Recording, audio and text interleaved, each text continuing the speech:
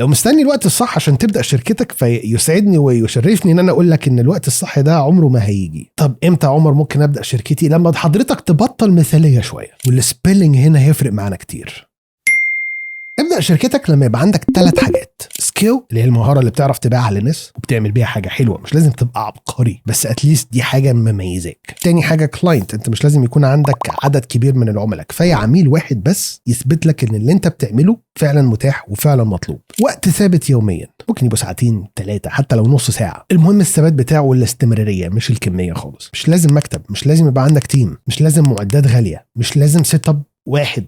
مهم توفير البيئة المناسبة لده. مفيش شركة عمرها بتبدأ مرة واحدة كبيرة، كله بيبدأ صغير. أكبر شركات العالم دلوقتي بدأت في جراج أو على كمبيوتر، على كرسي صغير في أوضة أو في مخزن. ابدأ دلوقتي بأبسط حاجة عندك، باللي في إيدك، ولو ابتدى يجيب لك عائد ابدأ طور وعيد استثمار راس مالك مرة تانية. والهدف اللي انت عايز تروح له مش هتوصل له مرة واحدة، انت هتوصل له واحدة واحدة. فحاول تقسم الهدف الكبير ده لأهداف صغيرة. ربنا معاك.